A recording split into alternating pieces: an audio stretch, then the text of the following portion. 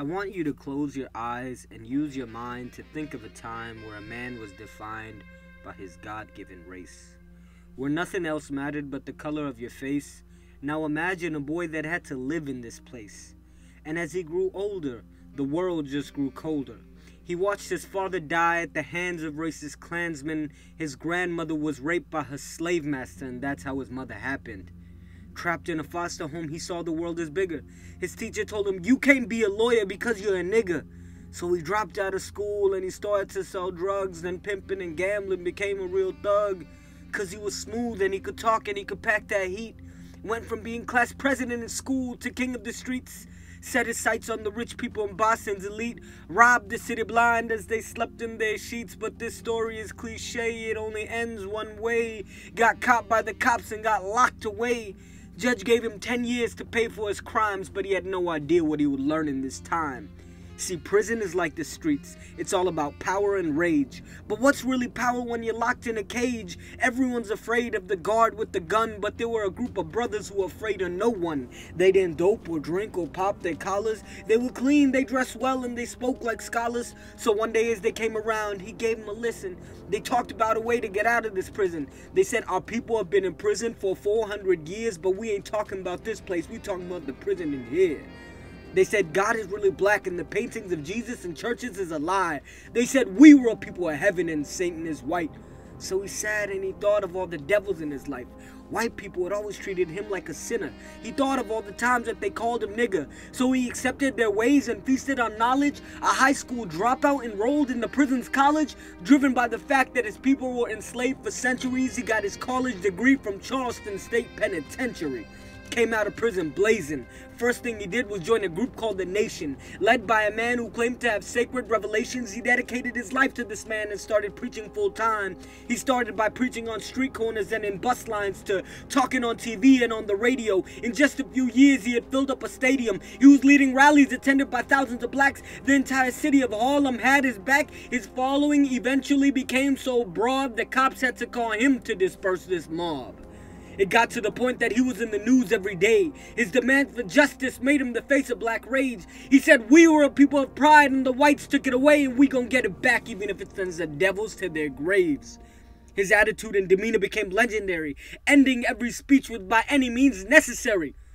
But this life isn't easy, it comes with a price. Pretty soon there was some trouble in paradise. His teacher whom he loved turned out to be a fraud. His teacher blatantly broke his own laws. Nothing compares to the pain of betrayal. He knew he couldn't go on this way. All the hate in his heart was hurting his soul. The pent-up frustration, he couldn't take it no more. So he realized with his real eyes, these were real lies filled with deceit.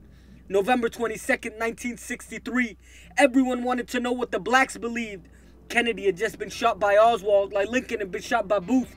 My man had strict orders from the top not to speak to the news, but with the mics in his face, he just had to spit the truth. He said this was no surprise, it was just the chickens coming home to roost. He set the media on fire and burned down the roof. He spoke his heart out, but there was a heavy price to pay because Boss Man said he couldn't speak for another 90 days. But it was a blessing in disguise because it was out of his hands. See, we plan and God plans, but God makes the best of plans. So he fell to his knees and asked God for a hand. Got on a plane, and just as it began to land, he heard the chants of a march of 1 million fans worshiping God in his holy land. Mecca was his destination. Forget about the nation. He wanted to learn the authentic declaration. Got off the plane and his mind was just blown. He finally realized why the Muslims had called this place home. He had a white man to his left and a brown man to his right. Everyone smiling and wearing all white, no matter where you came from or what you look like. Focused on God, so there was no reason to fight. See, the answer to racism is not racism. The answer to hate is not hate. God is not black or white. God is great. All the hate in his heart was gone. It had all been replaced by a fear of God and a love of his grace. Now he donned a beard and a smile on his face. He traveled the world pleading his people's case. The world heard his cries about the oppression against his race. He met with presidents and dignitaries, even cried out at the Oxford debate. He came home with a renewed mission, but also some new foes. He kept spitting the truth and saw his numbers grow. But again with the cliche, we know where this story goes. First they firebombed his house, then they tried to blow up his ride. Luckily he managed to get out alive. The message was received loud and clear. But a man on a mission, it was only God he feared. So he kept fighting for justice until his death was near. Until the dreaded day came, February 21st, 1965. Just thinking of that day brings tears to my eyes. It's time for martyrs now, he said, as he walked on the stage. Thousands of his fans chanting his name. In the front row, he saw his daughters and his wife about to witness their father lose his life.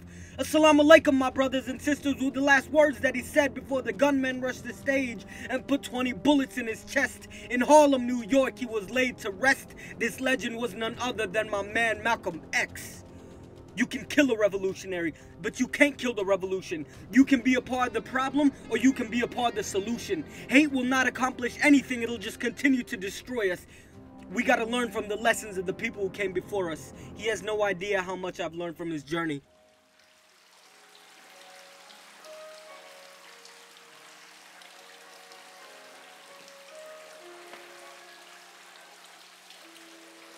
Hey Malcolm, hold this spot in heaven for me.